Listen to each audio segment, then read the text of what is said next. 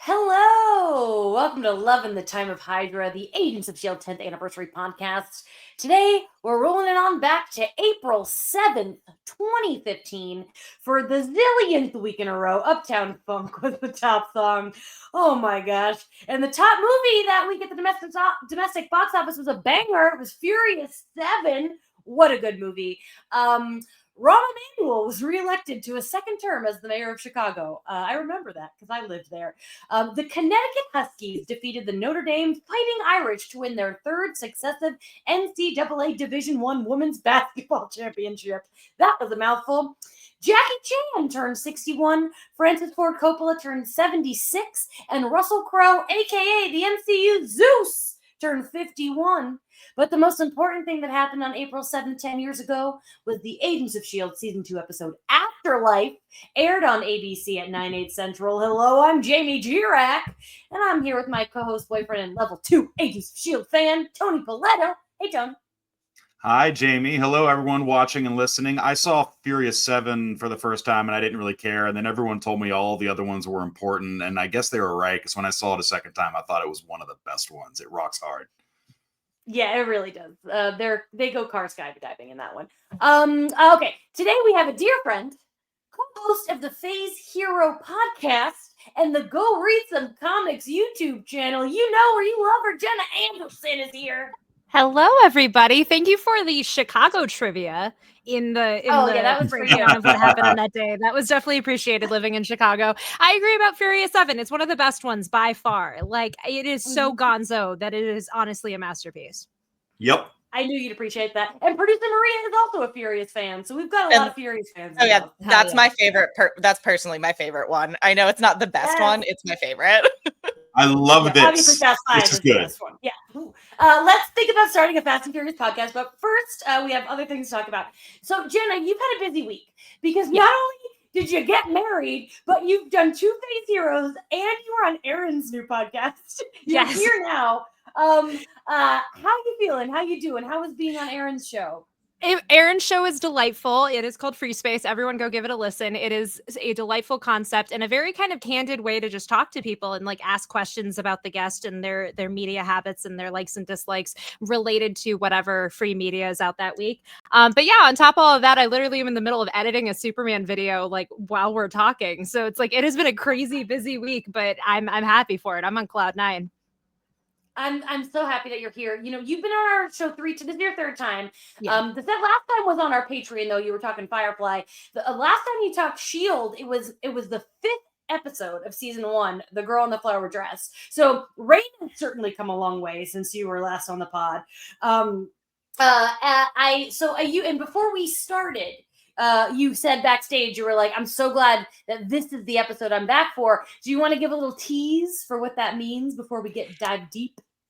Can I give spoilers in that tease, or do I just do like absolutely? Okay, cool. Spoiler away, as long as it's not so interesting. It's so interesting with this show because it's like I remember a lot of the seasons that I did watch, but a lot of it is just kind of a blur. And so literally, as I was watching this episode, I was like, I wonder when the pesto aioli moment is, because I remember Tumblr lost its mind about that scene, and it still lives rent free in my head. We get to the end of the episode, there it was, and I loved it even more the second time. So it's fun, kind of slotting into place what happens when and how much stuff even happens in this episode. So this was a juicy one to come on for.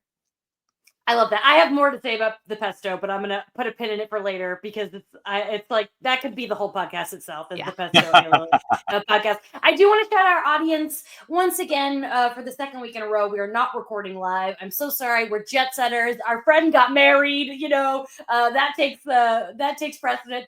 But next, I'm really excited to announce that next week's episode, Melinda, the 17th episode of the season. While we will not be going live, it is pre-recorded. We have some banger guests. The episode's director, Gary Brown, and writer, DJ Doyle, are both on the podcast together. They've told me separately they're so excited to reunite. So that's fun. They really wanted to do it. They were so excited about it. So it's going to be a fun one. We haven't recorded it yet, but by the time you listen to this, we will have recorded it. And when we get to the 18th episode of the season, Frenemy of My Frenemy will hopefully be live, but it will be late because we'll be coming back from Japan. So the best way to keep up with the schedule is following us on Instagram. I will try to keep the news going on Blue Sky and even Twitter, but Instagram is really the best option. And that is all the news and updates I have. Let's talk about Afterlife. The episode was written by friend of the show, Craig Titley, who's been on before, and it was directed by Kevin Hooks. Kevin previously directed The Magical Place, and he did one more down the line in season 5. We have 8 cast members, but Brett Dalton once again missing. Jenna, do you remember how much Brett Dalton was not in season 2? I forgot that he even comes back in season 2 when they're like, oh, hey, at the end of this episode, we need to go get Ward. It was like, oh, yeah, that's right. He technically is still a cast member at this time. Like, it's wild. Yeah, we it is funny. Like every week, it's like, oh yeah, where the fuck was Ward? He came back like 2 times, but he still gets that credit. So good for him. Edward James Olmos is back. Kyle MacLachlan is back. J. August Richards is back. Deathlock. I know Tony was happy about that. Tony, you made a noise for sure. Yeah. I mean, he showed up, but I didn't see his name in the credits. Was his name even in the credits? I didn't clock it. They were, because I saw his name and I went, oh shit, but you didn't notice. So all right, cool. Yeah, Jamie's really, really, really good about making sure that I am as unspoiled as a newborn babe going into these episodes. Sometimes she tells me not to look at the screen grab on the Disney Plus icon, and then she's real good about it. What can I say? It's my job. But we have to mention, because there's more. Deechin is back. It has been so hard keeping it to myself that she's not dead because we're living in the Severance era. So watching Severance with Tony and having to be like, I can't tell him she's coming back. Agents of S.H.I.E.L.D. Amazing. I know you were surprised. It was a surprise for me, and we'll talk about more surprising to me that it was not a surprise to Kyle MacLachlan. You know what I mean? Yes. So I'm so excited to get into this. That's a good point. And then finally we meet Luke Mitchell as Lincoln Campbell. And let me tell you, I got a lot of requests on the social media to get Luke Mitchell on this episode. And I'm just going to tell you, I tried. I did. But look, I don't mind saying that I didn't get a response because that's not on Luke Mitchell. Luke Mitchell probably never saw that email. We're allowed to be like, it's the reps, man. Sometimes they don't want to respond to emails, and that's okay. No one is to blame. People are busy. But just so you know, I did try. Proud of you, baby. Sometimes that's all you can do. I know. Do you have feelings about Lincoln, Jenna?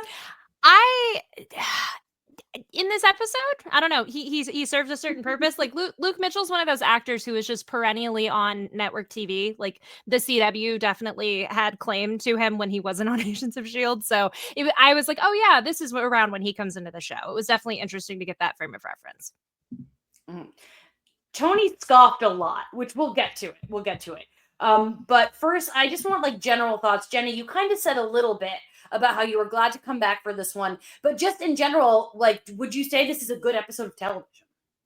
I think it is. I think it is a testament to how strong this cast is and how you can kind of couple them up into the little subplots of this episode and it can work so well. I definitely, in the grand scheme of things, I feel like there's probably other stronger episodes of the show or ones that are more memorable, but this kind of reminded me of oh yeah, that's right. When Agents of S.H.I.E.L.D. was good, very consistently, this was the kind of episode that it had. And just all of the little subplots, all the little things, it really was just kind of a showcase for everybody. Tony, what did you think? Dug it a lot. There's just so many people in it. Rain is back, and I know that she's officially changed as a character because there were no flowers on that cloak she was wearing in her room. Mm-hmm. That was the sign. But her and MacLachlan, Deathlock, Deechin, just kind of overflowing with characters. We're clearly moving to a head here. We're in the late part of the season and everything's cooking up, and was also really intrigued by this beautiful, serene Himalayan locale called Afterlife where they hang out, a place that I implicitly do not trust whatsoever based on how nice it is and how nice handsome McDudeface boy is. They're, this is all a little too threatening to me. Tony, you've only seen Lincoln this one episode, but does he remind you of anyone from another TV show yet? He looks really familiar to me, and I couldn't put my finger on. No. No, that's not what I mean. I mean, does he remind you of a different TV character? Does he remind me of a different TV character? It might be too soon because you've only seen him in one episode. But to me, he is reminiscent of another character. But I don't want to say it because I think that gives too much away. Okay. All right. Well, I'll tell Jenna when you leave the room. So the episode has a fun. Oh, I will. My turn. I like this episode for the same reasons that Tony said, which is that it really feels like it's all coming together. There are only 6 episodes left of this season. I think that's the math. And once we get to Afterlife, it cooks so hard. Like, because we have to cheat for our Japan trip. Like, I will tell you, we're recording the next episode tomorrow, and I'm so excited that we get to watch it tomorrow. We never get to watch episodes 2 days in a row, and I'm so hyped about it. Especially because the next episode is peak. It's so good. So I really like this. I love the reveal that Deechan's alive, and I feel the same way the first time I watched this of like, oh, I expected him to not know because he always talks about her as if she's dead. Yeah. Which, but maybe that's just because he's fucking crazy.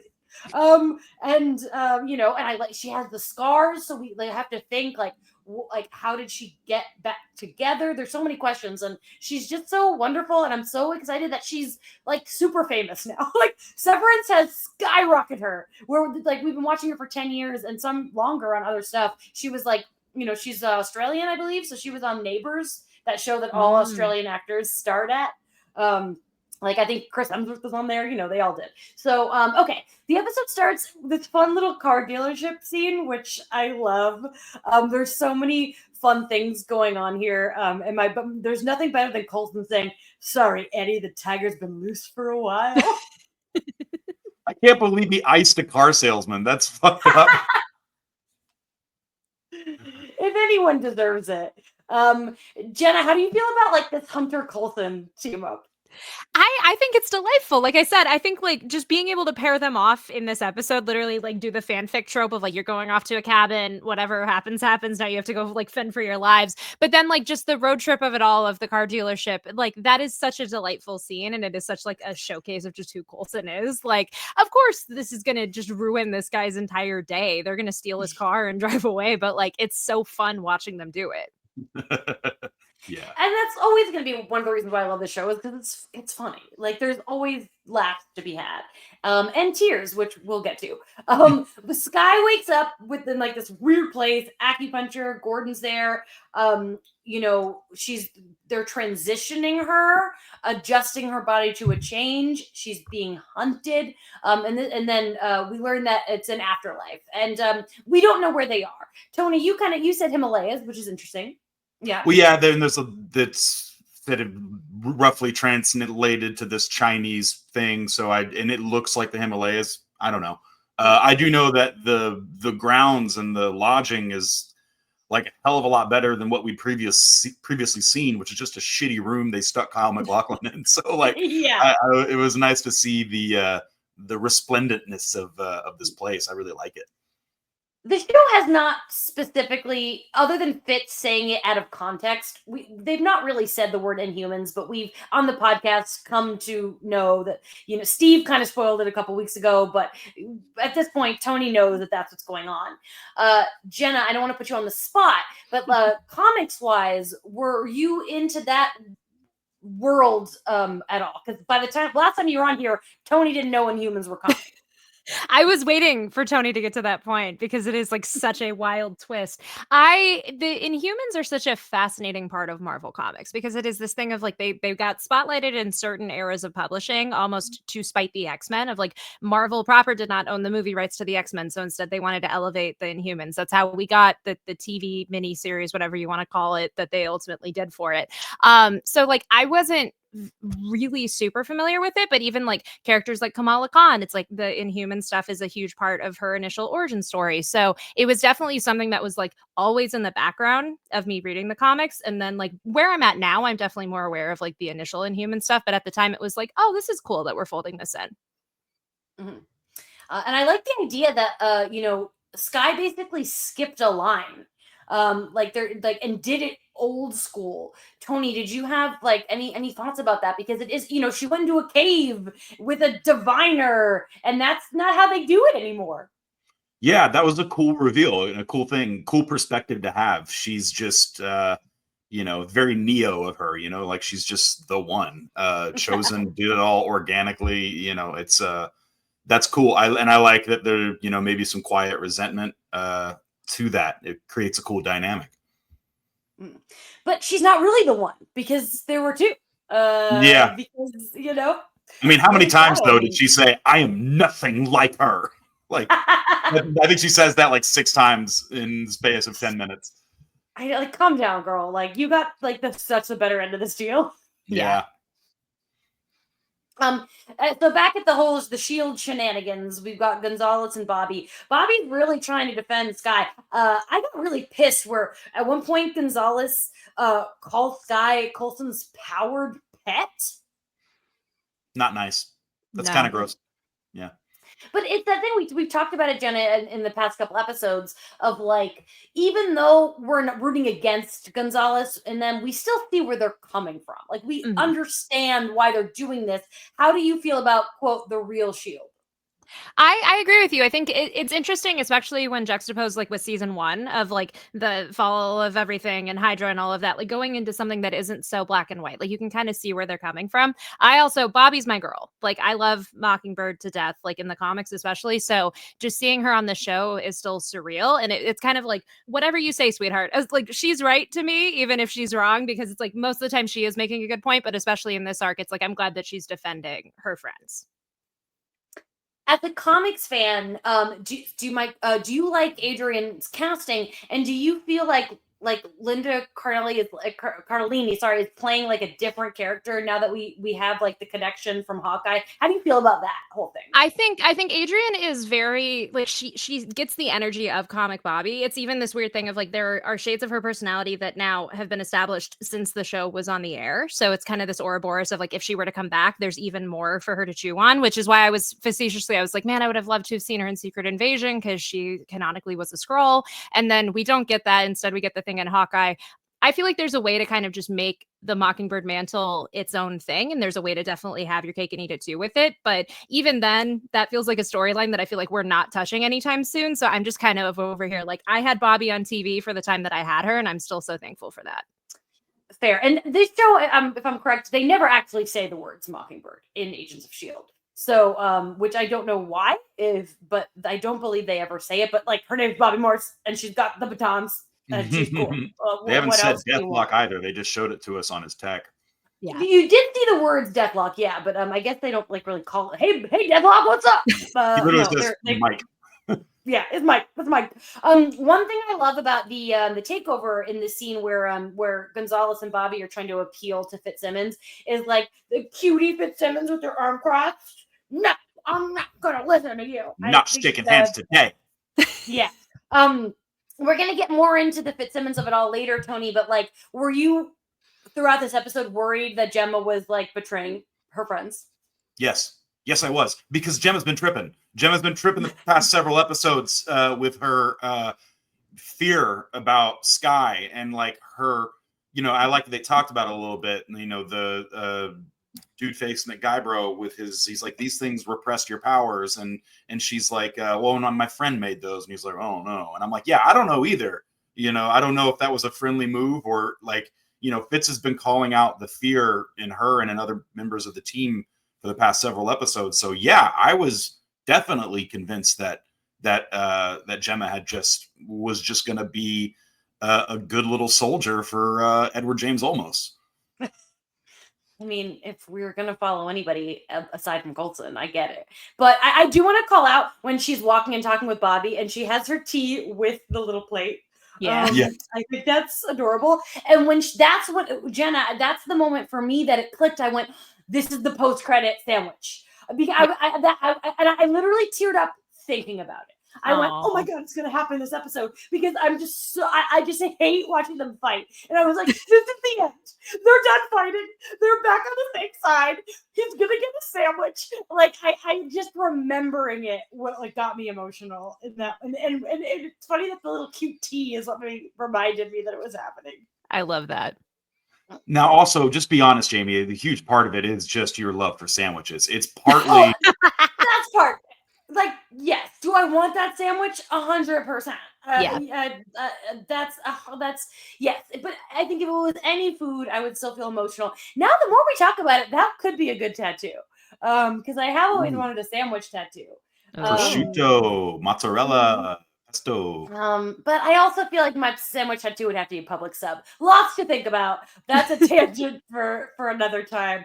Okay, Coulson and Hunter at the cabin, very fun. They're drinking whiskey. Tony likes whiskey. Jenna, do you like whiskey? Are you a whiskey drinker at all? I'll drink it when it's mixed into things. I'm not going out of my way to drink it, but I definitely have partaken. I drink whiskey the way those boys drink whiskey. And Jamie and I got back from your wedding and said, we need to take a fucking break from drinking until we go to Japan here in a few days. And now it's not, I'll tell you, that doesn't make it easy watching those guys enjoy that the way, oh, yeah, it's rough out here. Yeah. But I did feel like, oh, Tony would fit in so well with these two. Not just because of the whiskey. I think that like you could really hang with Coulson. I can hang with those guys. Yeah. And then so kind of putting a pin in that because Cole, you know what's going on there because we're getting back to Afterlife. And I wrote in my comments, just say Inhuman. I don't remember or understand why they haven't said it yet. Like, because at this point we know she's Quake. It's, you know, we know what's going on. Why aren't they saying the word? Why aren't they like, this is the land for Inhumans to figure shit out? Do you remember this, Jenna? Do you remember? Is it like, am I crazy? No, I definitely vaguely remember that being a thing. And like, again, I think it was also just the Inhumans movie turned TV show operating in the background, like might have also been a part of it. But yeah, now that you mention it, like it definitely was a thing of like, why can't they just say the word? I also, as like an Arrowverse stan who was watching all of those shows around the same exact time, I was used to them not being able to say certain buzzwords. So it was like, that's fine. It's just that I know they're going to say it soon. So, you know what I mean? Like, it's going to be said. And the Inhuman show, I don't think was on until 2017. Or I'm sorry.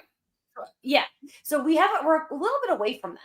So it doesn't matter. The point is, just say the word. Just do it.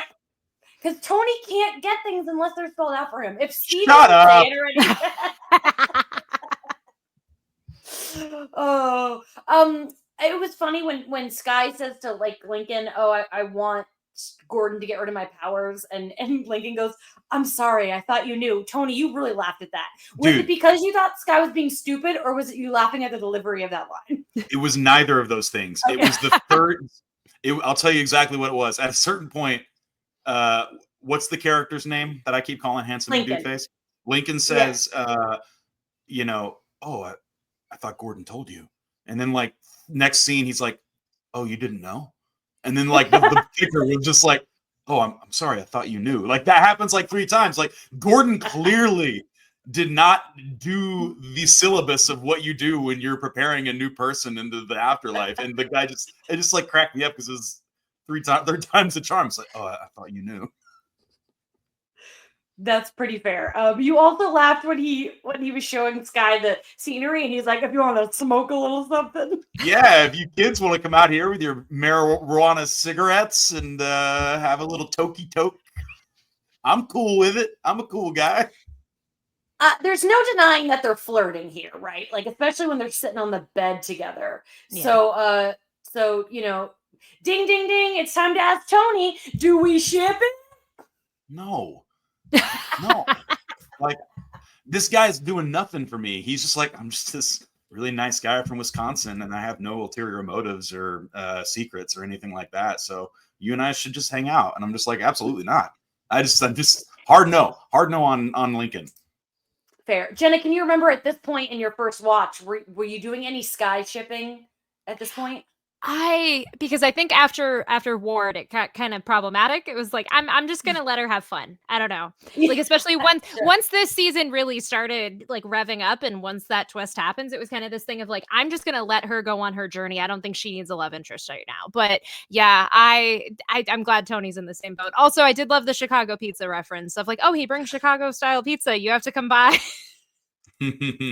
I'm glad you brought this up. This is part of the reason why Rahm Emanuel got mentioned, because this is a Chicago episode. Tony and I were just in Chicago for Jenna's wedding. So this is what we need to discuss. This is important because he's like deep dish pizza from Chicago. And I think it's important when people think, oh, deep dish pizza is the Chicago pizza. It's really the Chicago tourism pizza.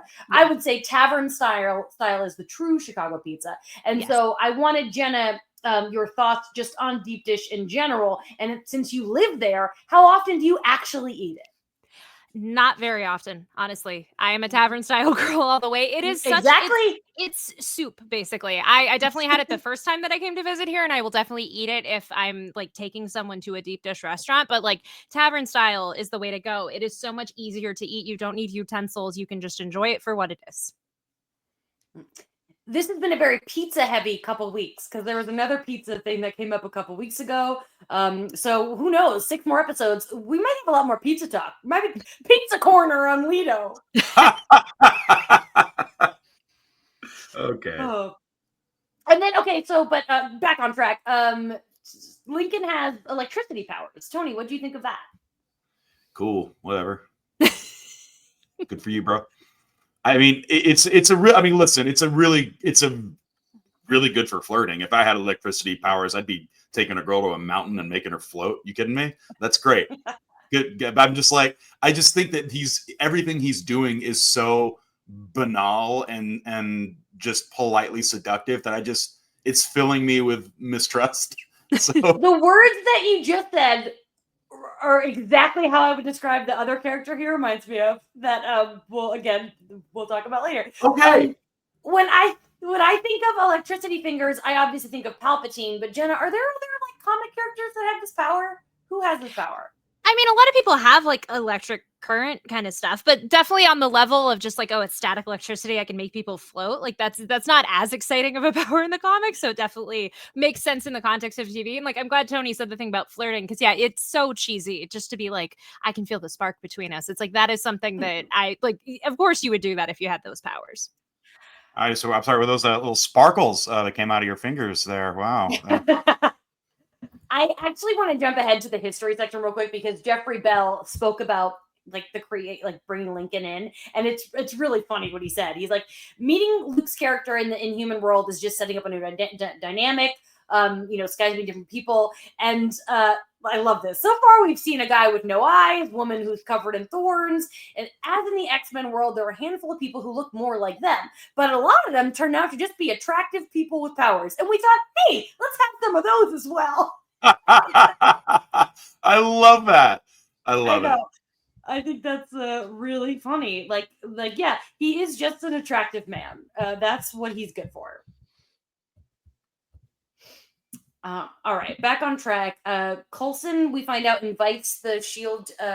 folks to this cabin. He wants to take the Quinjet, and then okay, before I get Tony's take on this, Jenna, I want to hear your thoughts on 21st century Howling Commando kid.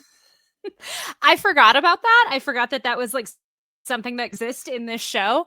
It was cute. It's very much like kind of a thing of like whatever MacGuffin you need in this moment. Like it very conveniently helped them. But that's a cool thing. It almost should be like more prevalent in the MCU than it already is, because like that is kind of cool. Tony got a laugh out of that one, so I need to know what you were thinking in that moment, Tony. It's just Coulson being a fucking nerd, and I love it. Like he and Tripp in previous episodes were geeking out about like the vintage Howling Commando stuff and like using it. They were both so psyched about all of that stuff, and so now he's got like the 2.0 version, and he's giddy. I just like when Coulson's giddy about stuff that pertains to Cap. He just loves it. Yeah, and I like the whole hologram thing of it all. I think that's a fun tool to have. I can't say that they use that a lot going forward. I can't remember another instance where they use that, which is a shame because it's fun, but I could be wrong. I could be misremembering. So we got to talk about the Fitz and Mac scene, but that's a little tease. Let's take a 30-second break, really mull over what we want to say about Fitz and Mac, and we'll be right back.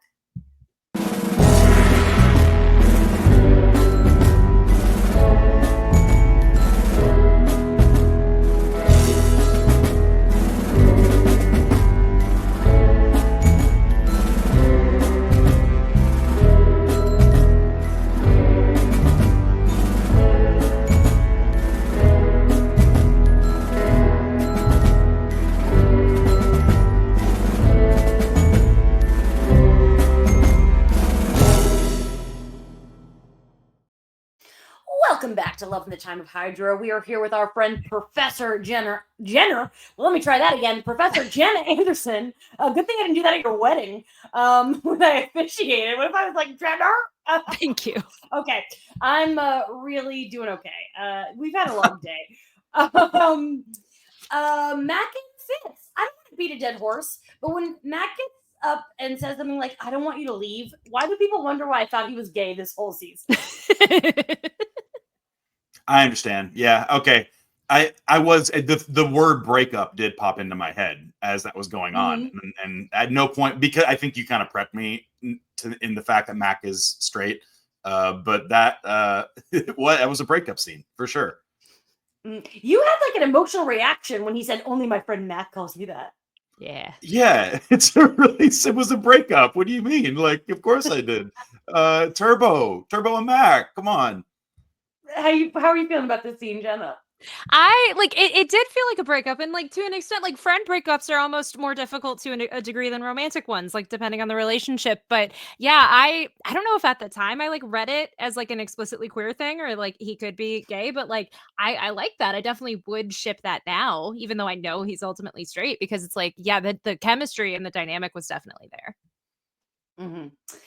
And then we get this Fitz confronting Gemma scene, and it's funny to watch this after seeing it a million times because to me it's very clearly an act. The way they're both acting in this scene is like not how they would normally act, and I feel that, but I know Tony, you definitely didn't. In retrospect, I kind of played it back in my head and was like, yeah, there were some signs there. Yeah. Jenna, did you remember that they were, because I know you thought of the sandwich. I did think of the sandwich, but it also was this thing of like they're two characters where it's like you can't stay mad at each other for long. Like I felt like ultimately, even if they were at odds in this episode, then like ultimately would dovetail around to them being on the same side. It was just like a great thing that it happened as quickly as it did. And you know, we've had to sit through 16 episodes of them fighting. It's like we need to get over it. So Coulson and Hunter, their plan's not working. Oh yeah, it is, because Deathlock's back. Love Mike Peterson. Love that we learned that he's like been an agent this whole time. Were you surprised by that, Tony? I was trying to remember. I'm not surprised by that because I know every time we leave him, he just wants to be a good man. So like, you know, it suits him. But I was trying to remember the last time we saw him specifically and where we left him off. Was it the climax of the first season? I believe so. We have not seen him since he kind of walked into the sunset in a to figure his shit out kind of a way. Jenna, do you have like Deathlock knowledge at all? He was always one of those characters that was very fascinating to me because I feel like I remember when I was becoming a Marvel fan for the first time, there was like a Deathlock movie in development. Like there was like the slate of movies that were theoretically going to happen. It was like a Namor movie, Toby's Spider-Man movies, and a Deathlock movie. And it kind of in hindsight is like, what was he doing here? How would that have worked? What would the landscape of superhero media look like if that had actually happened?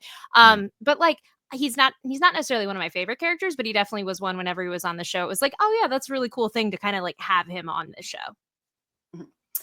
I think I would not care at all about Deathlock if he wasn't played by Jiaying Richards. But because my angel heart is so big, every time he pops up, I get so excited because I love him and I want him to be booked and busy.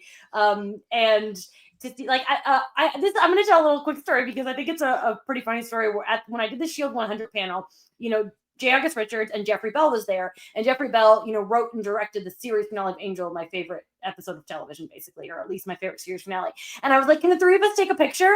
And then Chloe Bennett photobombed the photo. And for a split second, I was like, no, this is my Angel photo. And then I realized, oh no, Chloe Bennett wants to be in my photo. That's amazing. Like, it was like a 1 second, like my brain needed to rewire and be like, no, I should be happy that Chloe Bennett. You're like, step off, bitch. What a good problem to have. Right? And now that's one of my favorite photos from that day, because I'm like, look at Chloe Bennett in my photo. I love it so much. And but I did make both Jeffrey Bell and J. August Richards feel old, because I was like, I was in 8th grade when Angel did. Amazing. But that's my tangent for today. Well, one of them, I should say. So we're back to I literally wrote, when Lincoln and Sky are on the bed, I was like, too much. This flirting is just annoying to me already. Like, it's a little heavy. I agree. I don't, and it's too intimate. I understand that, I also appreciate that Gordon has another side to him other than very scary, dangerous, creepy guy. So I'm glad that Sky is undergoing some feelings of relief now that she's here and she's not being harmed and it's serene and all that. But the rate at which she's gotten comfortable, like even when she's like, he's like, you don't trust people very much, do you? And she's like, not really when I wake up on a table naked and I don't know where I am on a map. And like, I'm like, well, that's not really a joke. That's serious. Like, you're like I feel like the writing is undercutting her a little bit, because I feel like Sky would be a little bit more demanding of answers and certain things. So I don't like sitting on the bed together feeling safe and cozy. Mm-hmm. And then his dumbass lets it slip that Rain is there anyway. Dumbass. Yeah. I love this whole confrontation scene. Jenna, because you were here last time for our introduction to Raina, and now we're at this point in her life. How do you feel about her arc as a character? Obviously I saw the arc like for the first time when it aired, but like trying to jump back in at these 2 points was definitely kind of wild. Of like, it really shows like when it's like when you like don't pay attention to like a friend from high school and then suddenly you look on Facebook and you're like, what happened? Like, it's crazy how much happened to her in like roughly a year of TV time, like that she's already at this point of being a porcupine. That's true. And then the big moment is when Jiaying walks in. Deechan's alive. We've already talked a little bit about it, but how do you feel about this scene, Tony? Just in terms of the fact that like the way she says to Sky, "I want to work with you, and if you don't feel a connection, we'll stop." And like Sky does, you can see it in her face. There's something there, but she doesn't know what it is. How are you feeling about Jiaying and this relationship? I mean, it's just still so many secrets, right? I'm like, Gordon, shortly before this scene or after, goes and talks to Kyle MacLachlan and says something to the effect of, you have no self-control and you've permanently altered your fate and that of your daughters. And I'm like, so like, there still is some, crookedness happening here, I think. So I don't know. I don't like it. I just, she doesn't seem like the same lady that she was back when we saw her in flashbacks and stuff. She seems very different, which I imagine, granted, being torn apart and put back together, it was liable to do to a person. But I don't know. I'm full of suspicion, and it doesn't give me any warm, fuzzy feelings. I'll tell you that. Well, Jen and I will talk more about whether or not your suspicions are correct when you leave. But Jenna, how do you feel about the Cal of it all? Because we just love Kyle here, but the fact that they're just holding him in this room, I have conflicted feelings about it. How do you feel about this? It definitely is conflicting, but I feel like Kyle MacLachlan is one of those actors who can like make a meal out of that kind of premise. Like, he definitely is having fun performing all of that stuff, even as it kind of like sucks for him as a character. Yeah, he has a great line in here that really made me laugh when he was like, he finds out that his daughter's there, and Kyle MacLachlan goes, "Okay, I forgive you." It's just like, Like as though he has any status to forgive with. It was just a really beautifully delivered line. And the moment between him and Jiaying where they talk about, Sky being there and they hug, one thing that wow, my thought really escaped my. I'm loopy today, you guys. I'm having one of those in between trips weeks. Mhm. Oh, I remember what I was going to say. Tony, do you remember when Gordon first brought him here a couple episodes ago, and we see him? You're going to go meet someone, and he straightens his tie. You Yeah. know, so Yeah. he's had to have known she was alive for a while. Like he didn't just find out when they brought him here. Yeah, and that's was she who he went to go meet, I guess? I don't know. I think so. I'm gonna say yeah. Okay. Yeah. Strange to have been deprived of that first encounter then, that reuniting. If I mean, if it was for him in that moment a discovery of that she's alive, or I mean, no, that's why he collected himself, because he knew who he was going to see. oh, And that's why he like straightened his tie and got himself going, because he knew that's where he was headed. okay. Well, that's interesting. That's my take. I think, Jenna, do you think I'm right? No, absolutely. Great. And moving on, this great thing with Gonzalez and May, where he gives her a loaded gun and invites her on the board. Tony, do you think May's going to take him up on it? How do you feel? What do you think about this? It's a brilliant move on Edward James Olmos's part, making her part of the brain trust. I think that's cool. Also, it was just really, I don't know how many times they shot it, but EJO slid that gun perfectly across that table. Like it was just so clean. It stopped right at her dead center of the table. And I was like, oh man, that was slick. I wonder how many times they did that. And then May did it, and it was like not as good. And I was like, that's an Edward James Olmos touch right there that she doesn't quite have. Oh. Interesting. Jenna, one of my favorite things about this room is like the different S.H.I.E.L.D. logo. That's kind of like a classic S.H.I.E.L.D. logo. Yeah. And I felt like you might have opinions on that. Did you clock it today? I definitely did. Like I'm partial to that, but like definitely for modernizing it for the show, like the one that they've had totally works. But yeah, definitely the S.H.I.E.L.D. logo as it is in the comics. I'm always a sucker for those kinds of iconography when they find a way to fold them in. Didn't clock it. That's interesting. Oh, interesting. Yeah, it's all over that real S.H.I.E.L.D. Real. I forgot to do the quotes. Business.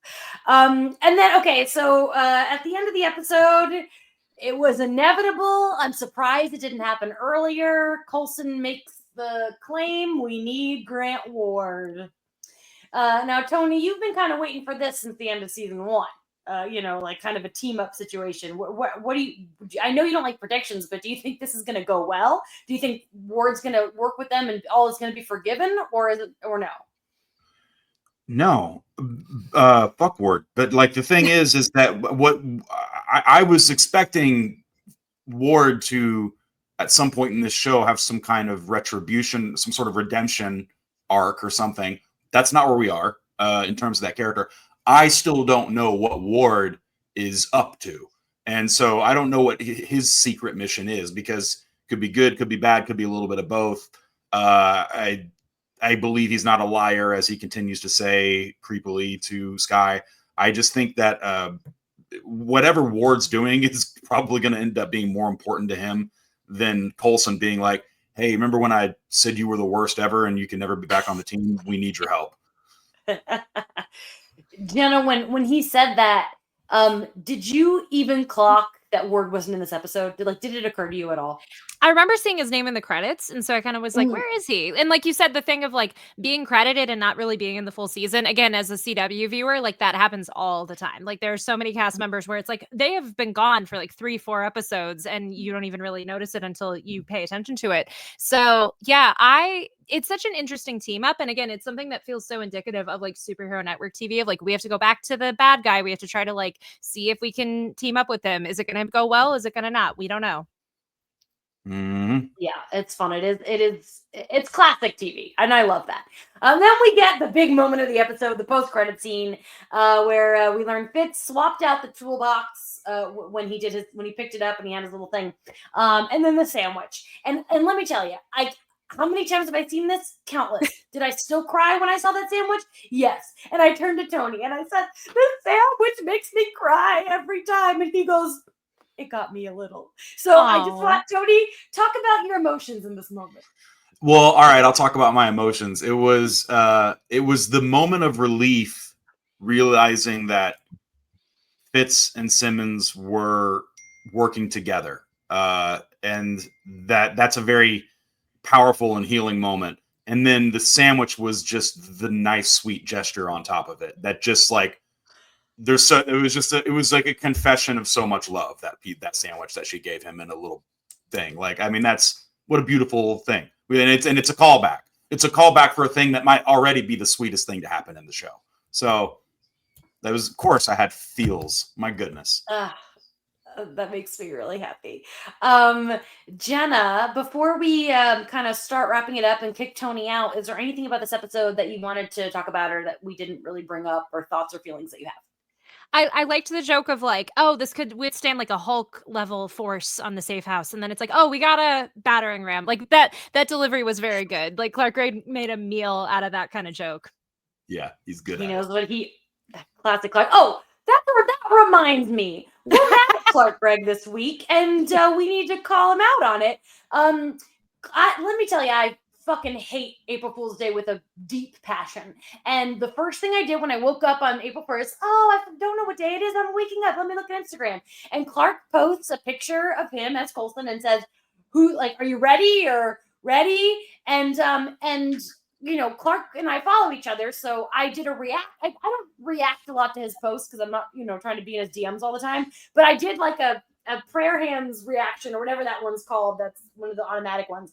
And then like 2 minutes later, I was like, oh, fuck, it's April 1st. I'm such a dumbass. So I was like, I can't just leave it at that because I don't want him to think I'm stupid. So I responded and I just said, I just realized the date, facepalm. And he replied, sorry, with a bunch of R's. So, and a lot of people were messaging me like, did you see? And I'm like, it's fucking April Fool's Day. And just like, well, I'll tell you this, Clark Gregg's never getting back on this fucking podcast.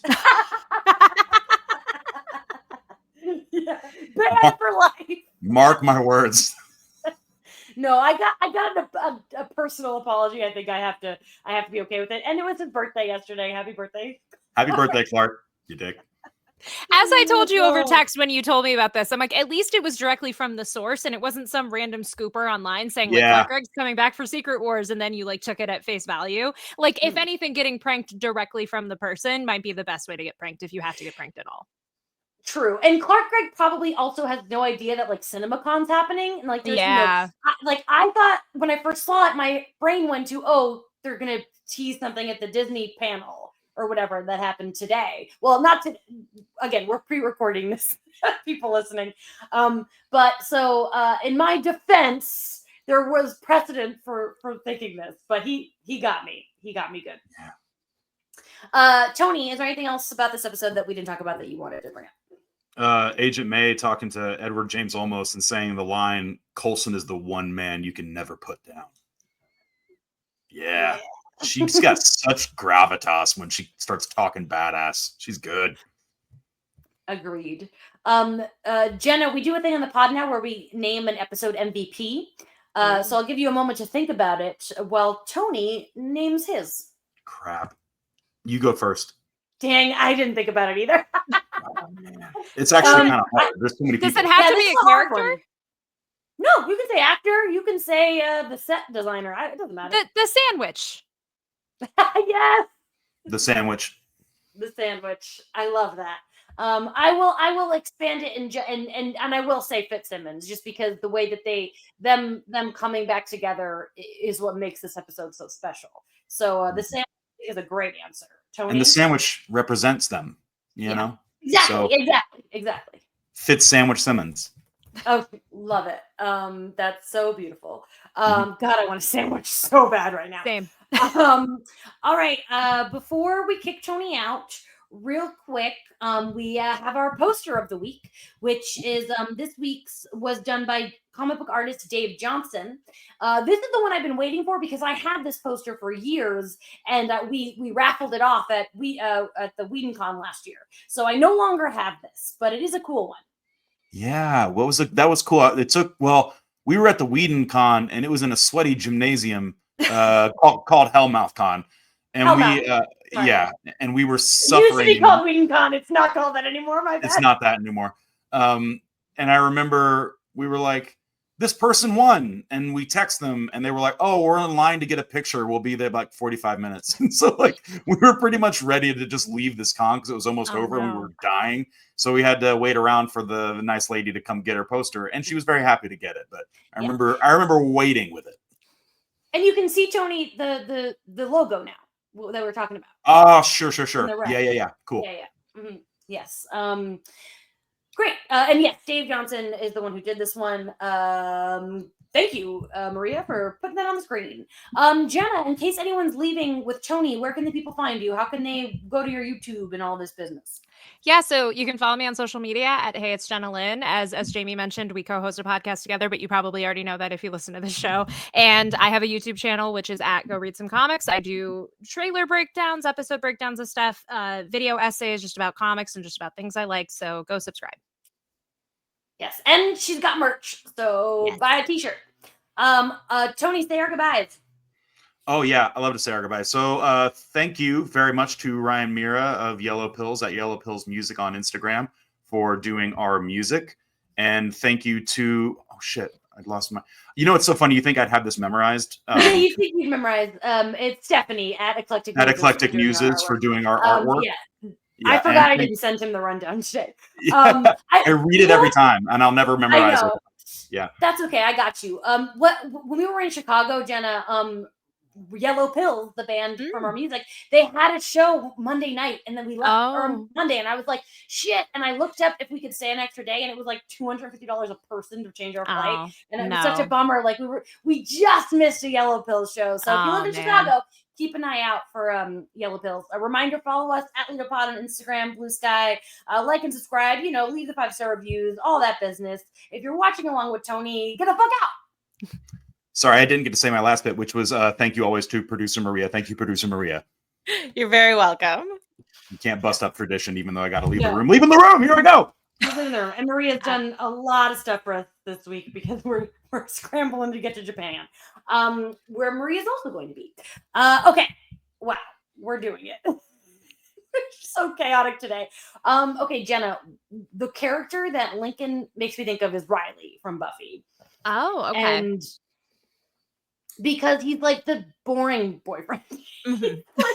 I prefer Riley to Lincoln. I hate Lincoln. I'm like such a Lincoln hater. And I this is not on Luke Mitchell. If I would have loved to have him on the podcast. Maybe we'll get him down the line. There's a year of Luke Mitchell left. But did you when the romance blossoms, were you like into that romance at all? Did you care? Not really, honestly. It is just so of the time, just to have, like you said, those very vanilla kind of relationships, especially for like the female lead on the show. It's like you could probably do better, but also like your previous relationship with Ward did not go well at all. So it's kind of like, you know what, girl, at least he's like a safe option, even though he is kind of a boring one. Yeah. Gary Brown, who directed next week's episode, who's going to be on the pod, him and I had a little chat on the phone, like a kind of a pre-interview thing. And he was telling me that his favorite episode that he directed was Out of the Past in season 7, which is the Sousa introduction on this show. And I just can't stop thinking about how long we have to wait for the perfect romance for Daisy.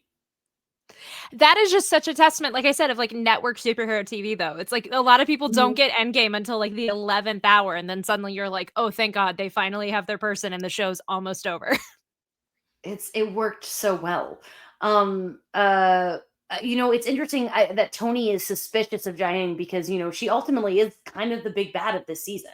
Yeah. She killed Edward James Olmos. I just keep waiting, like now knowing where you guys are at in the show, I cannot wait for Tony's reaction to the fish oil because like that bit in the finale will forever live rent free in my head. Like that is one of the moments from the show where I'm like, that is so crazy, but also like weirdly comic booky in a way to kind of do that. Like it felt authentic to real life, but also like just ridiculous enough that like I cannot wait to hear his reaction to that because it is such a wild way to end the season. And it's a smart way to make it so like Inhumans can get their powers without humans dying. Because like when humans touch the diviner, they die. When humans eat fish oil, they're not dying. Yeah. Thankfully. That would be really sad.